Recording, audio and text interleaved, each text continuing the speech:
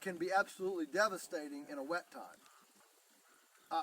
Similarly cold and hot. It's pretty expensive, out of the question.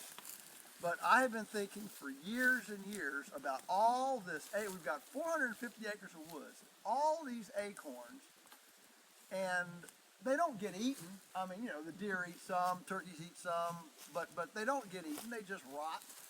And I know that historically, the older neighbors tell me that in the 40s and 50s, before the government, bought the mountain, we're the only ones that didn't sell to them on principle. But before the government owned the mountain, the neighbors would get together and pick areas for managing. They would trade off from owners to owners. Hey, well, how about we come over to your place and burn 5 acres this year? And that's where everybody went and picked huckleberries for the next 2 years, because the huckleberries came in under the burned off area. And they would also cooperatively graze their hogs. Each of them had, say, 10 hogs. They put them all together in a group of 100, and they would run them in the mountains. And everybody would put their own notch in the pig's ear. One guy had a 1 notch in the right ear, one guy had a 1 notch in the left ear, one guy had a lower notch in the right, another guy had a upper notch in the left. You know what I'm saying? Everybody had their little signal. And so then in the fall, late in the fall, just let them go. Just let them go. Let them go. Now they would take them just enough corn to come back to us, to where they could keep them friendly. Keep them so they didn't get mixed up with Augusta Springs' pigs, okay? And so that's the way they ran them. And then around Thanksgiving they'd have a hog kill, and that's why Virginia became known as the ham capital of the world, was because we were one of the only climates in the Shenandoah Valley here that had that in the fall that had the temperatures. Typically in November, we will have 65 or 70 degree days and 30 degree nights as we go into winter. And that's what you need for meat to take a cure.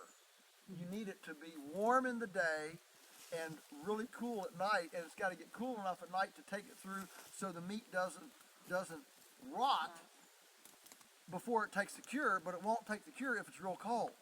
See? So it was this, and that's the only reason why Virginia became the cured ham, Virginia ham capital of the world, was because of our climate. Nothing else. Not because of grain or genetics or everybody loved pigs.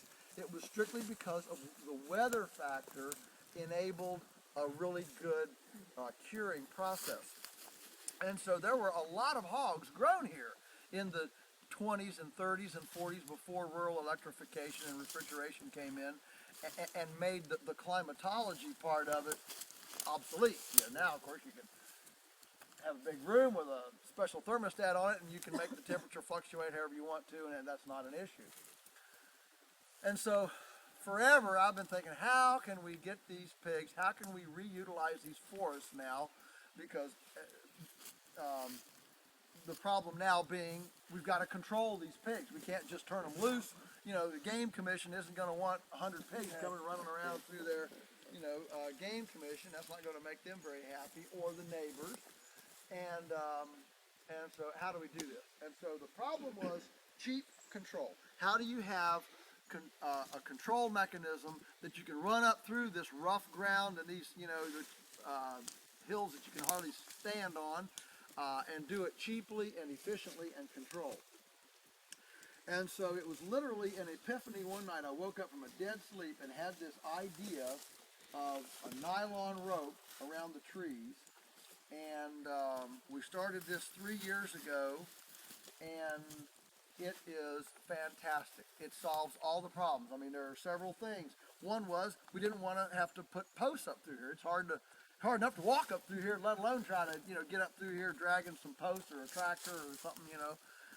Number two was we didn't want to put any hardware in trees. If you want to lose your salvation at PolyFace, you just put a wire or a nail in a tree, and that's it. That's the unforgivable sin. All right, and so so we wanted a postless, tree hardwareless system, and so the nylon rope doesn't scar the tree. It can expand. It's got a lot of flex in it, and it's rot resistant, so it'll last for years. And it allows it allows play in the wire to move through the other little loop. So the first thing is to tie one loop around the tree, and then we tie another loop that becomes the insulator for the wire. And we can now go in. This is about a 5 acre field. We call them acorn glens. And we can do one of these. So you see we just zigzag it up through the trees using the trees, and we can do one of these glens in about less than a person hour per acre. What that does is produce at minimum 300, maximum 500 to 600. So if we just take the minimum and say $300 worth of feed through the hogs per acre per year, suddenly we look at our 450 acres and just discovered an extra $140,000 a year of annual income that we didn't have. Wow. Trampling and wolves and fire behind them and Indians or whatever. The single strand here because we don't put the pigs in here until they're close to finishing. And what gauge is it? It's heavier. Yeah. This is 12.5 gauge aluminum tipper tie. And we love that stuff. Tipper tie, aluminum. Yeah, I don't get a commission, but it's aluminum rather than steel, so it can never rust.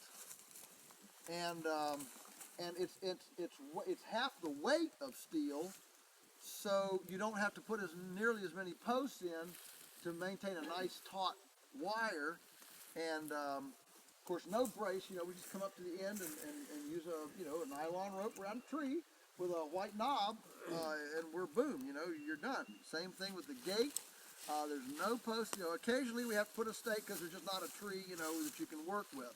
But very, very occasionally, in an average 5 acre glen here, we won't have more than a dozen of these rebar stakes to take care of special little places.